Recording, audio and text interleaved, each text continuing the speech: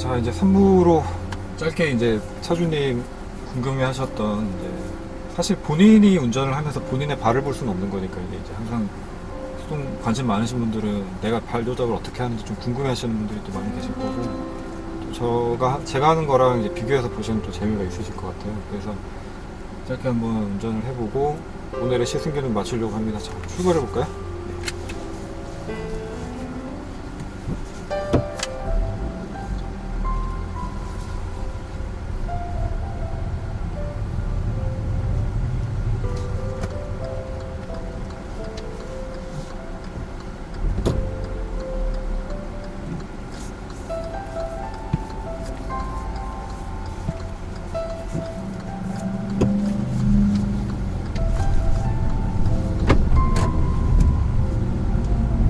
두부 같은 거 좋아하세요 혹시? 네. 여기 보니까 옥천 순두부라고 있어서 저도 두부 좋아하거든요. 점심은 저기서 드시면 됩니다.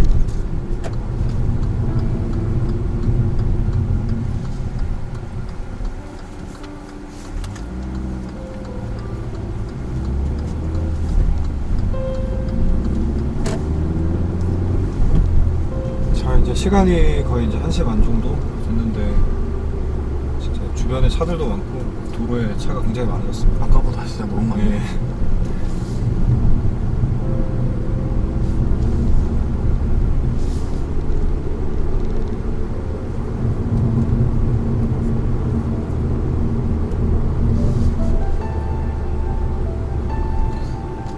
이 정도는 사실상 속도 내기는 좀 어려울 것 같아요. 저는 이제 이런 걸 기차놀이라고 얘기를 하거든요. 많은 사람들이 지금 점심 먹고 딱 어디 또 다른 목적지를 가든 할 시간인 것 같아요. 또 반대편 차로는 널널하네요. 내려올 때는 좀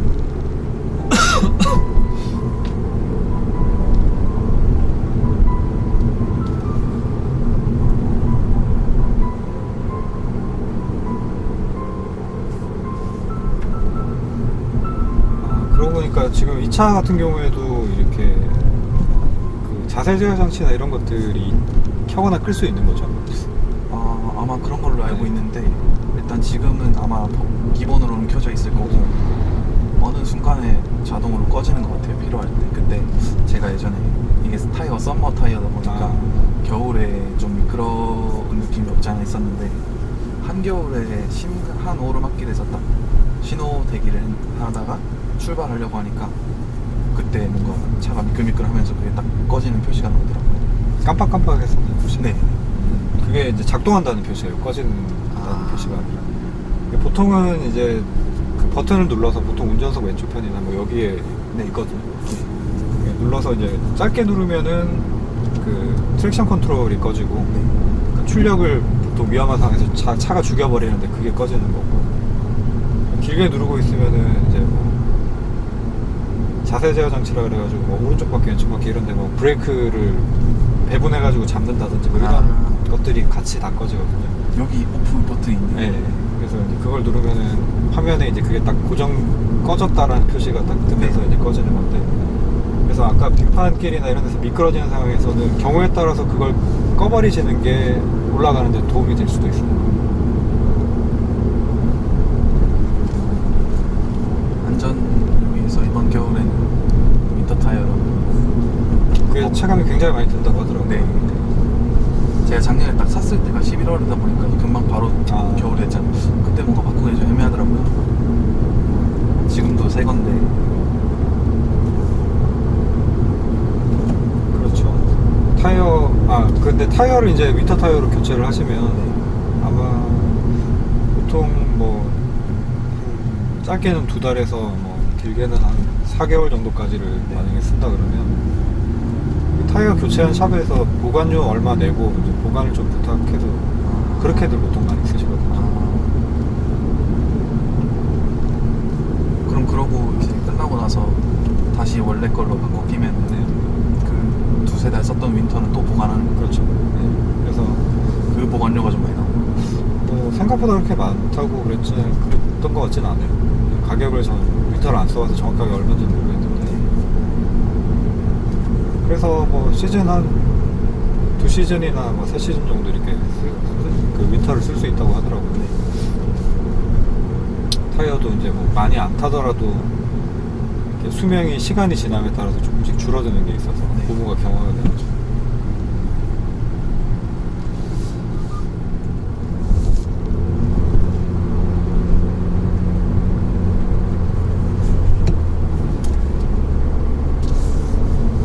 제가 코나를 타보니까 그 코나 같은 경우에는 자세 제어 장치 그게 이제 켜져 있으면 네. 앞차랑 좀 빠르게 가까워진다던가 뭐 이런 이제 차가 판단하기 좀 위험하다 싶은 상황 있잖아요. 그 상황에서 그냥 브레이크를 차가 밟아버리더라고요. 아, 그러면 약간 아까 오토홀드처럼 네.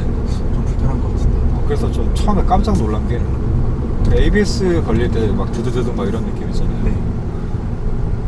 뭐 앞차랑 가까워질 때도 그 느낌이 나고 옆에 이제 사각지대 부분에 차가 좀 가까워지면 또 그러고 막 그러는 거예요. 근데 이게 초보 운전자들한테는 도움이 될지 모르겠는데 그러니까 제가 알아서 보고 다 피하거나 하는 상황일 텐데도 네. 자꾸 그게 개입을 하니까 오히려 위험할 수도 있고. 너무 불편하기도 하고 좀 막 위험하더라고요. 그게 스마트 센스 옵션이 들어가서 저는 스마트 센스 옵션을 안 했거든요. 잘하신 것 같아요.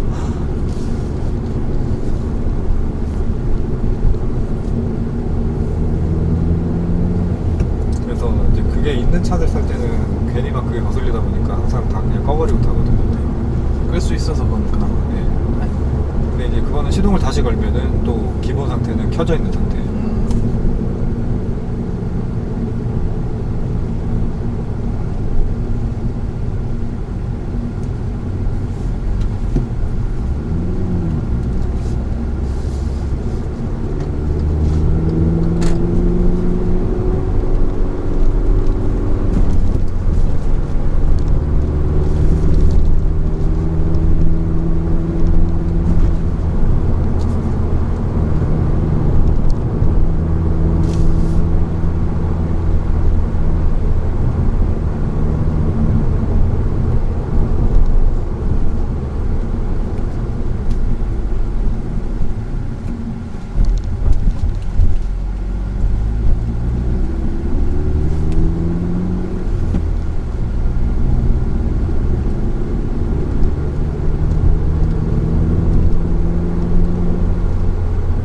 아까 그 타실 때 시트 포지션 좀 낮추셨잖아요. 네.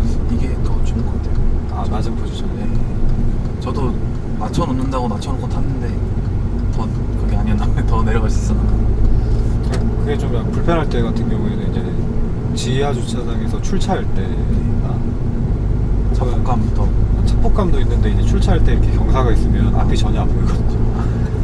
그런 거랑 어떤 구조 주차장은 이제 내려갈 때 또 이게 안 보이는 경우가 있어요. 네. 그런 몇 가지 경험 빼고는 제 경험상으로는 그냥 일반 도로 주행할 때는 낮출 수 있으면 가장 낮추는 게 여러 가지 면에서 오히려 안정적인 것 같아요. 느낌이. 그러니까 차랑 약간 몸이 좀 더 일체감이 생긴다고 해야 될까 그런 느낌이 좀 있어요.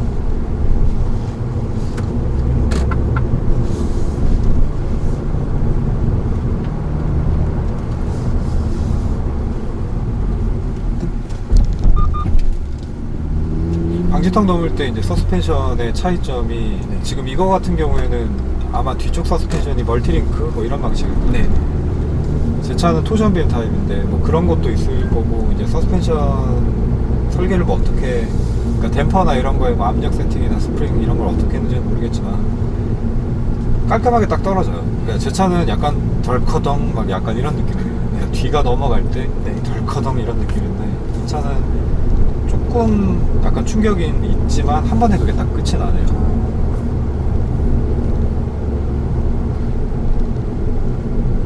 여기 전문대에서 돌릴 수 있단 말이에요. 천문대 쪽에서 아마 아까 그 할리 네. 오토바이들 세워놨던데 그쪽이 천문대일 거거든요. 돌려서 나오면 돌려서 나올 수 있을걸요.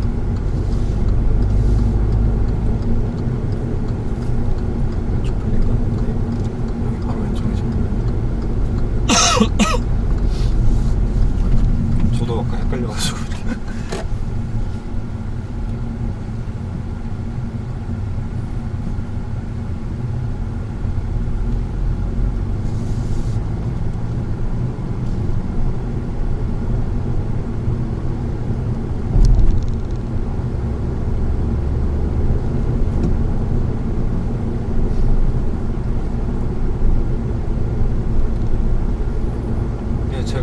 이제 차를 좋아하고 리뷰 채널을 몇 개를 이제 보다 보니까 지금 계속 보고 있는 거는 이제 오토뷰라는 채널이랑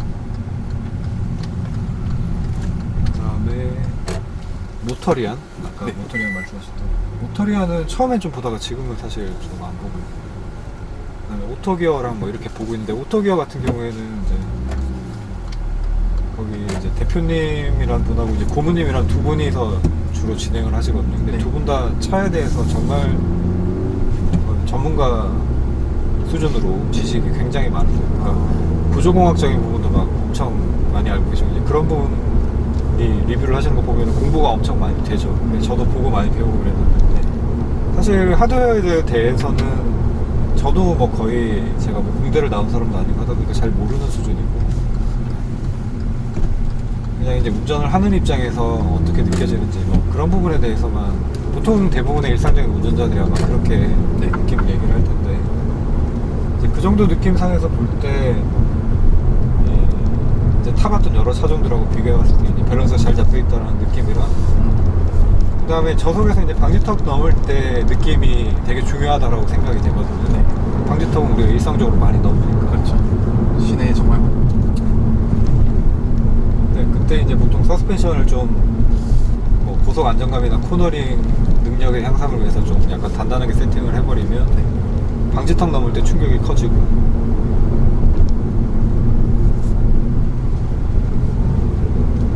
그런 부분이 있는데 그런 부분을 적정선에서 잘 조율을 한 것 같다는 느낌이 들어요. 지금도 이제 덜커당 한 번에 이제 딱 끝이 나버리네. 여진이 없어서 깔끔하게 떨어지는 느낌이 나고 보통 이제 수동 변속기, 자동 변속기가 같은 모델이 있으면은 수동 변속기가 뭐 몇십 킬로 정도는 자동에 비해서 차 무게가 좀 가벼운 편이거든요. 그게 그 몇십 킬로라는 차이가 그냥 일상 주행할 때는 거의 안 느껴질 수도 있는데 좀 차가 한계 상황에서는 뭐 영향을 주는 요소가 기록 몇 초 단위로 다투는 그런 기록이 좀 중요하잖아요.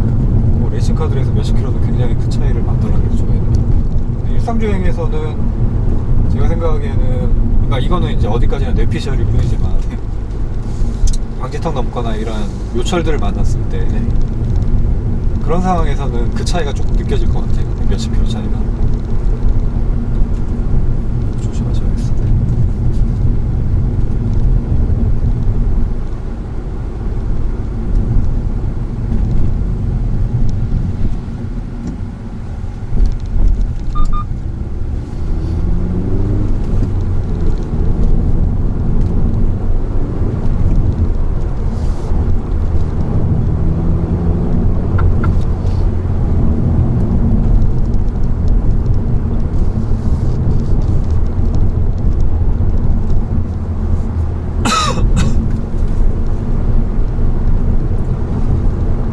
맞은편 차로 해서 아베오한테 지나가면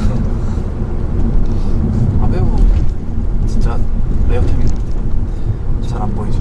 정말 레어템이죠. 그 월간 차량 판매 순위를 보면 그 최하위가 이제 이게 좀 한참 전 자료긴 한데 최하위가 뭐 카마로 정도 되면 카마로 바로 위에 있는 게 아베오예요. 쉐보레 안에서?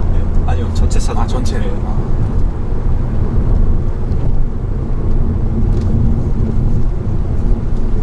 이것도 뭐 그렇게까지 레어는 아니겠지만 저랑 같은 차는 아직 길에서는 못 본 것 같아요. N라인은 저도 잘 못 본 것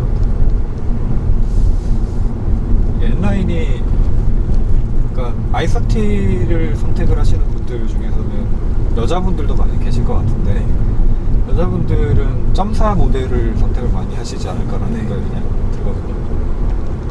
제가 이제 벨로스터는 .4, .6 다 타봤는데 .4 탔을 때 느껴지던 게 일반 주행하는 데는 뭐 출력 부족함이나 이런 건 전혀 없구나라는 걸 느꼈어요. 세금 혜택도 좀 있는 공간이니까 굉장히 괜찮습니다.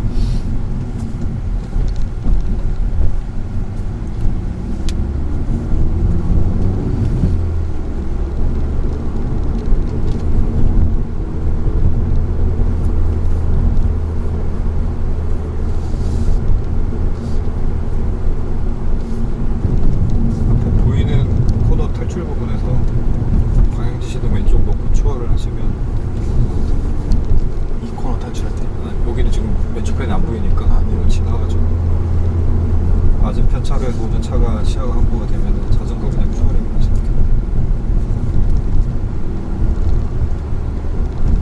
이제 추월한다 그러면 왼쪽 지시 등록 추월을 하거든요.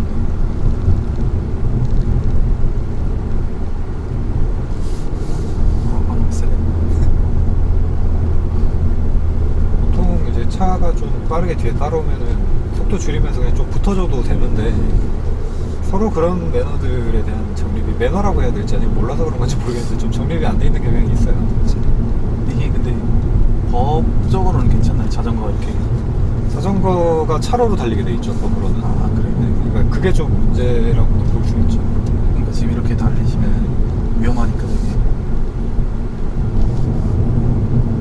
그냥 좀 서로 배려해주면 되는데 뭐 굳이 차를 저렇게 가까이 뒤에 달고 다녀야 되겠나 이런 좀 생각이 안타까운. 여기서 방지턱 때문에 좀 방지턱 지나서 추월하시면 돼요.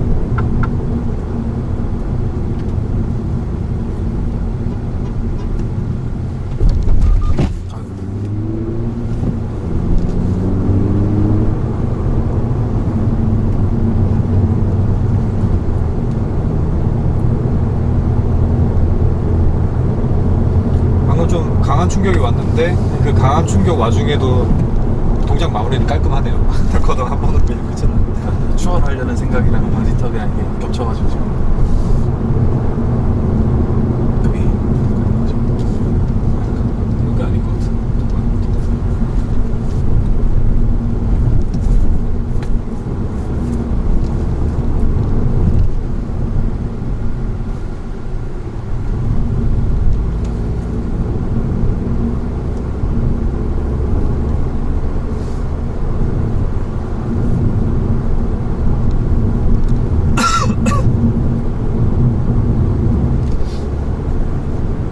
아까 현대 오일뱅크 주유소 지나서 우회전이었었거든요. 네.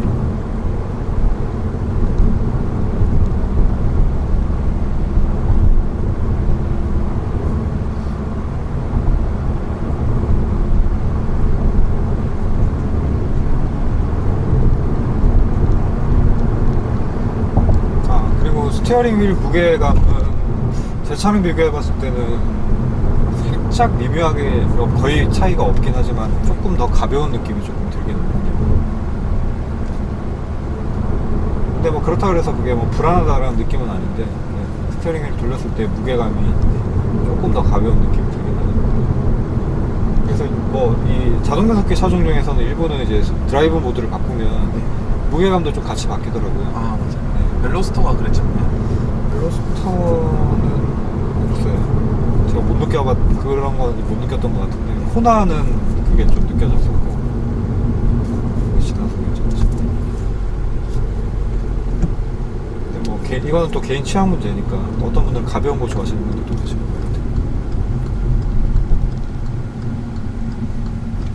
저는 약간 좀 무거운 스티어링 휠을 선호하는 편이라 가지고. 자, 그러면은 오늘 리뷰를 이렇게 마무리를 한번 해볼까요?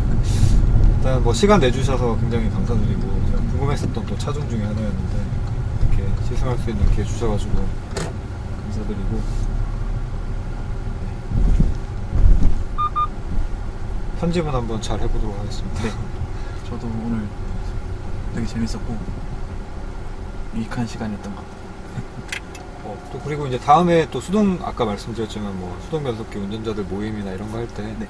시간 되시면 뭐 같이 또 한번 오셔가지고 또 네, 그럼 좋죠. 같은 공통 분모가 있으니까 네. 좋은 시간 한번 가져보면 좋을 것 같고요. 네. 자, 오늘 시간 내주셔서 감사드립니다. 네, 감사합니다. 이쪽으로 넣으라는 네. 넣으라는 말씀.